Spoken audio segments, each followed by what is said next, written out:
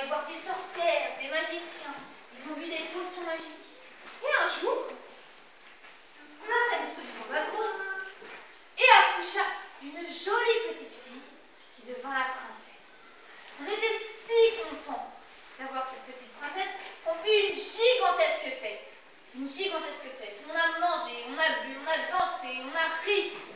Et alors, on a invité les fées du royaume, qu'elles soient les marraines de la princesse. Combien est-ce qu'elle avait de marraines? Et non, 7. Les 7 fées du royaume, qu'elles soient les marraines de cette petite princesse. Et pour chacune des fées, on avait fait faire un petit étui en or pour qu'elles puissent ranger leurs couverts. Alors qu'est-ce qu'on a dans les couverts? On a une fourchette, une cuillère et un couteau. Les couverts, c'est juste pour manger. Donc le couteau, la fourchette et la cuillère. Et elles pouvaient les ranger dans cette petite boîte en or qu'on leur avait fait spécialement pour elles. Donc chaque petite fée avait un étui en or.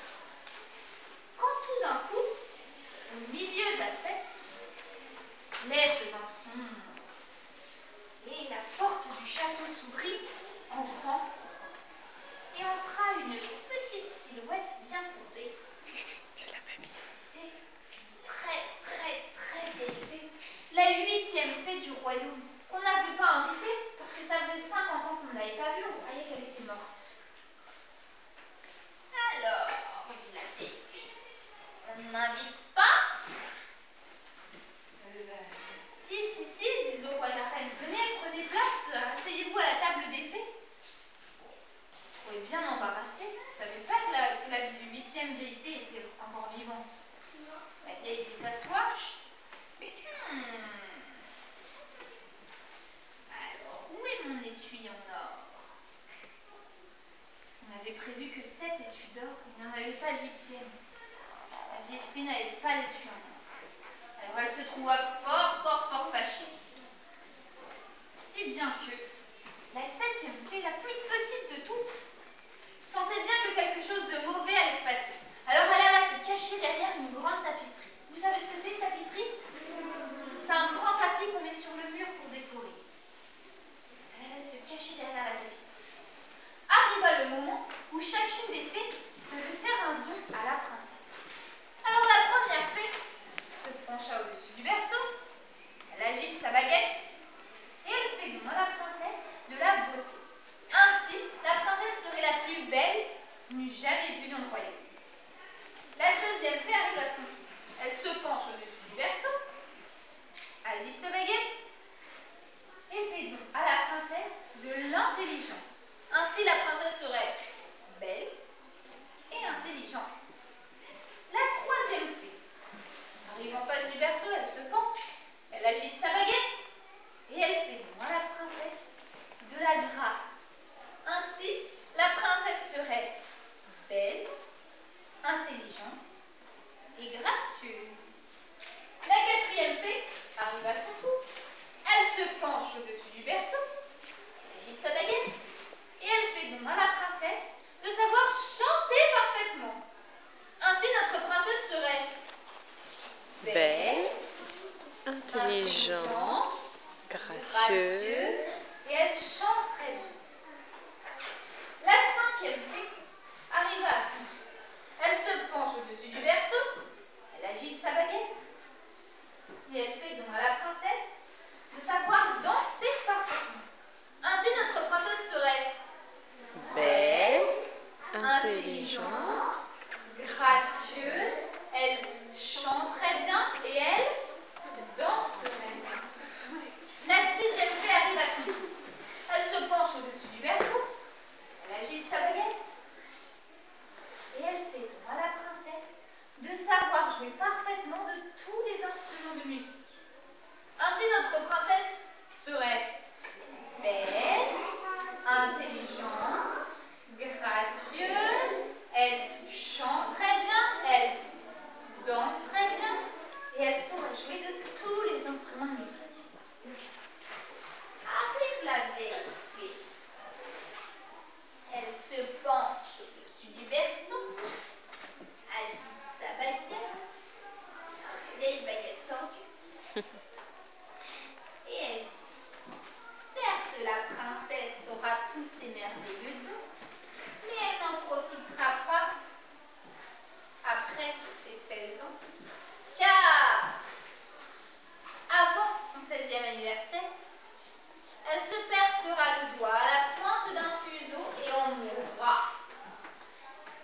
et elle disparaît. Comment? Le roi et la reine qui avaient tellement voulu cette petite princesse, elle allait mourir avant ses 16 ans à cause d'un fuseau. Vous savez ce que c'est un fuseau? C'est une grande baguette sur laquelle on filait la laine pour fabriquer la laine. Alors, qui était caché derrière la tapisserie? La 7e toute petite fée. Elle arrive vite, vite, vite. Majesté, majesté, je ne suis pas assez puissante pour annuler le sortilège de la vieille fée, mais grâce au don qu'il me reste à faire, je peux au moins l'apaiser. Alors elle se penche au-dessus du berceau, agite sa baguette et dit: certes, la princesse se piquera le doigt au bout du fuseau, mais elle ne mourra pas. Au lieu de ça, elle tombera dans un sommeil profond qui durera 100 ans, au bout desquels elle sera réveillée par un prince charmant. Ah bah merci bien, disent le roi et la reine. 100 ans, c'est affreusement long. Nous ne serons plus là quand elle se réveillera. Alors, ils sont quand même bien tristes. Si bien que le roi donne l'ordre de regrouper tous les fuseaux du royaume, d'en faire un grand tas auquel on a mis le feu pour tous les brûler. Et si jamais on retrouve un fuseau chez quelqu'un, gare à lui. On va brûler tous les fuseaux du royaume. Et les années passent. La petite princesse grandit et bientôt arrive son 16e anniversaire. Ah, tout le monde est soulagé. La malédiction a été contrée. On part dans un petit château à la campagne pour faire la fête. Là-bas, la princesse passe par les passages secrets, elle s'amuse et elle arrive en haut de la plus haute tour du château. Elle trouve une toute petite porte. Une toute petite porte qu'elle pousse. Et derrière cette petite porte, il y a une vieille dame. Une vieille dame qui file la laine avec son fuseau. Elle est là depuis si longtemps qu'elle n'a jamais entendu parler de l'interdiction du roi. Que faites-vous? Lui demande la princesse. Moi, je file la laine, dit la vieille dame. Comment on fait? Tu veux essayer? Alors la princesse prend le fuseau, et comme elle n'en a jamais vu, elle ne sait pas comment faire, elle se perce le doigt, et elle tombe endormie par terre. Le roi et la reine aussitôt accourent. Non, la pauvre princesse, on essaye tout pour la réveiller. On lui jette un seau d'eau, on lui donne des petites baffes. La petite chienne de la princesse aboie à son oreille. Rien à faire, elle est bien endormie. Et le roi et la reine savent qu'il y en a pour 100 ans. Alors la petite fée revient et dit au roi et à la reine: pour que la princesse, lorsqu'elle se réveillera, ne soit pas complètement perdue, et pas toute seule, je vais endormir tout le reste du château. Les cuisiniers, les serviteurs, les chevaux à l'écurie. Elle endort tout le monde. Sauf le roi et la reine, car il faut bien que quelqu'un reste gouverné pendant ces 100 ans. Eh oui. Alors, elle fait pousser une énorme forêt tout autour du château pour qu'on ne puisse plus le voir. Et cette forêt est tellement épaisse que personne ne peut y entrer. Si on se met en haut d'une petite colline, d'un plus loin, on peut voir au-dessus de la forêt 2 petites tours du château qui dépassent. Et ainsi, les années passent. Et 100 ans plus tard, un prince passe par là avec ses amis, alors qu'il allait à la chasse. Et il passe exactement par cette petite colline. Et qu'est-ce qu'il voit là-bas au loin? 2 tours qui dépassent de la forêt. Qu'est-ce que c'est? Demande-t-il à ses amis. Alors ça, lui dit son écuyer, j'ai entendu dire par ma grand-mère, qui elle-même l'avait entendu par sa grand-mère, que c'est une forêt hantée, où il y a un château dans lequel dormirait une princesse qui attend la venue d'un prince charmant. Un prince charmant? Dit le prince. pris d'un élan de hardiesse, il s'en va vers la forêt, accompagné de ses amis. Et lorsqu'il arrive devant, la forêt s'ouvre comme par magie sur son passage. Il y entre, et lorsqu'il regarde derrière lui pour voir si ses amis le suivent, la forêt s'est déjà refermée. Tant pis, j'irai seul, se dit-il. Alors il traverse la forêt, et il arrive devant le château. Le château qui est vieux, il y a presque de la poussière d'étoiles autour, tellement rien n'a bougé. Il y voit des gens endormis. C'est certain, il doit y avoir aussi la princesse. Alors il cherche, et il arrive dans la plus haute tour du royaume, du château, où, dans une belle chambre toute dorée, il voit la belle dormir. Et à peine a-t-il poussé la porte, que la princesse se réveille. « Oh, vous êtes mon prince ?» demande-t-elle.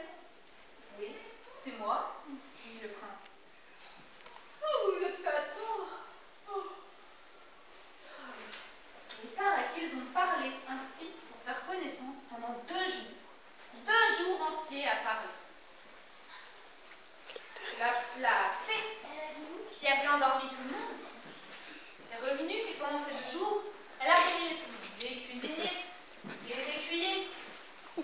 Si bien qu'au bout de 2 jours à parler, la chef des cuisinières vient voir la princesse et lui dit « Dites donc, peut-être qu'il serait temps de venir manger, princesse !» Alors elle invite le prince à venir avec elle. Et ensemble, ils vont manger.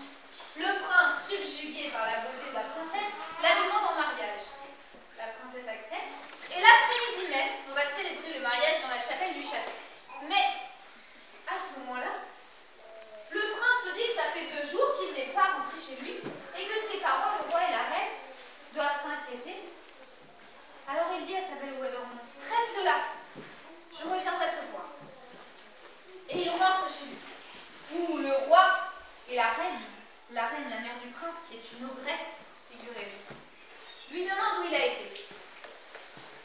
Eh bien, figurez-vous que je me suis perdue à la chasse avec mes amis. Un bûcheron m'a accueilli chez lui, il m'a fort bien nourri et logé. Tout va bien. Le roi le croit, mais la reine, l'ogresse, a du mal à le croire.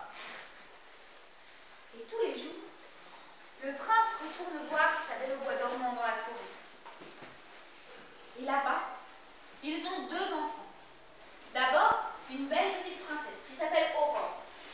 Et ensuite, un fils encore plus beau que l'on a appelé Jour. Et au bout de 2 ans, le roi, le père du prince, se meurt. Et c'est au tour du prince de devenir roi et de prendre le commandement du royaume. Alors, il va chercher sa belle au bois dormant, ses 2 enfants. Il leur dit, « Venez, je vais vous présenter à ma mère. »« Maman, dit-il, je vous présente ma femme et mes enfants. »« Comment ?» s'écrie l'ogresse. « Tu as une femme et des enfants et tu ne m'en as rien dit ?»« Eh oui, maman, que ça vous plaise ou non, ils seront dorénavant à la cour du château avec nous. Et je vous interdis formellement de manger mes enfants. » L'ogresse, quand elle avait vu les 2 petits enfants, ils étaient si beaux, elle n'avait qu'une envie, c'était de les manger. Mais fort bien, puisque le prince l'a interdit, elle ne les mangera pas. Mais arrive un jour où le prince doit partir en guerre.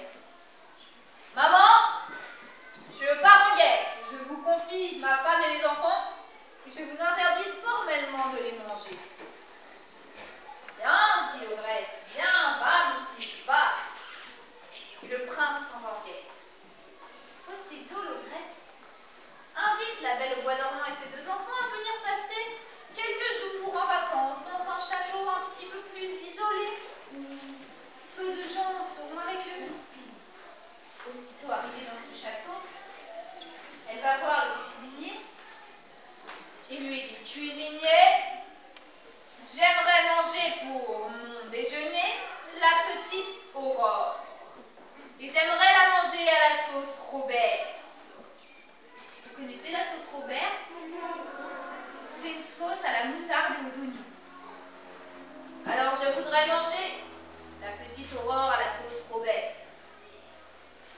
Comment dit le cuisinier, mais majesté, je ne peux pas tuer la petite princesse. Va et serre-la moi ou c'est toi que je mangerai.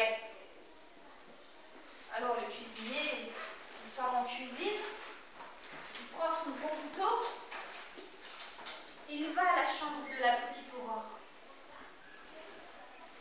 Et il va trouver la petite Aurore. La petite Aurore qui alors a 4 ans. Toi, t'as quel âge? Bon, on va imaginer que 4 ans. Alors, avec son gros couteau, elle est si mignonne, on ne peut pas la tuer. Ils font en larmes et lui dit, jolie princesse, votre grand-mère, maîtresse, veut vous manger. Mais moi, je ne vous tuerai pas. Je vais vous cacher dans la cabane au fond du jardin. Ainsi, elle ne vous trouvera pas. D'accord? Alors, il en est. La petite Aurore, au fond du jardin, se cachait dans la cabane. Chut, surtout pas. Il va dans la berge tuer un petit agneau qu'il prépare à la sauce Robert et qu'il sert à l'ogresse.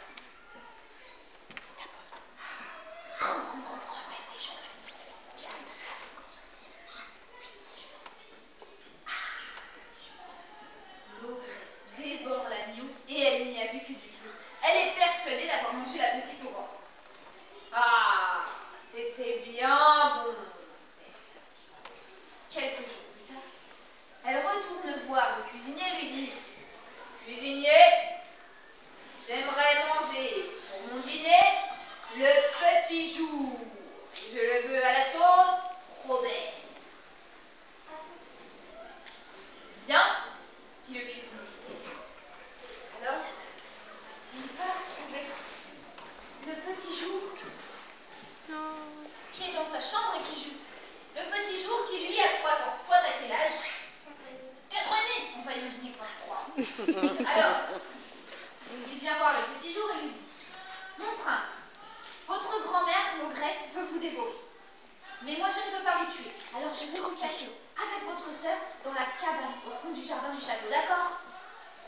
Alors, il emmène le petit jour dans la cabane. Chut. Voilà, caché comme ça.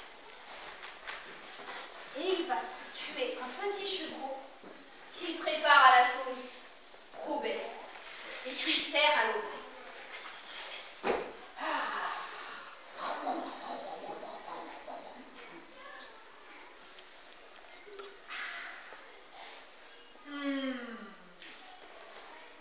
L'ogresse a dévoré le chevreau et n'y a vu que du feu. Elle est persuadée d'avoir mangé le petit jour. Et quelques jours plus tard, elle retourne voir le cuisinier et lui dit, cuisinier, je veux manger pour mon dîner ma belle-fille, la belle au bois dormant. Et je la veux à la sauce Robert. Vous êtes sûr, majesté, lui dit le cuisinier. Oui. Dépêche-toi. Alors le cuisinier va voir et chercher la belle au bois dormant. Ça tombe bien, c'est la mère Oh et la maman, fille. la fille. Oh là là. La belle au bois dormant qui est dans sa chambre et qui pleure parce qu'elle croit que ses enfants sont morts. Mais ne pleurez pas, séchez vos larmes. Ma belle princesse, vos enfants ne sont pas morts. Ils sont cachés dans la cabane du jardin. C'est la maman et la petite fille. Je vais vous amener avec eux pour vous cacher. Mais surtout pas un bruit, car l'ogresse va vous dévorer. Alors, ils sont bien cachés. Le cuisinier part dans la forêt et tue une biche, une belle biche, qu'il prépare à la sauce Robert et qu'il sert à l'ogresse.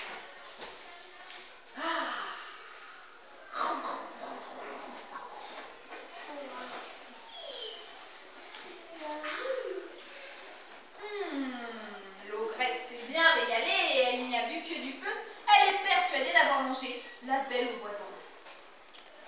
Ainsi, quelques jours plus tard, elle se promène dans les jardins du château et qu'est-ce qu'elle entend? Le petit jour qui pleure parce que sa sœur Aurore l'a embêtée et sa mère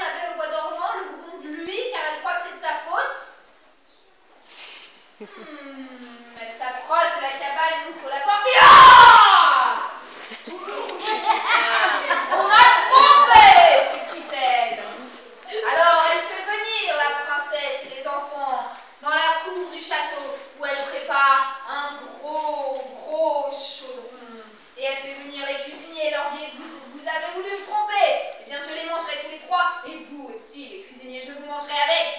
Et sous ce gros chaudron, elle fait bouillir de l'huile allumée, des serpents et des crapauds. Et alors qu'elle allait jeter la pauvre Belle au bois dormant, aurore et jour dedans, qui revient de guerre? Le prince. Maman, que se passe-t-il ici?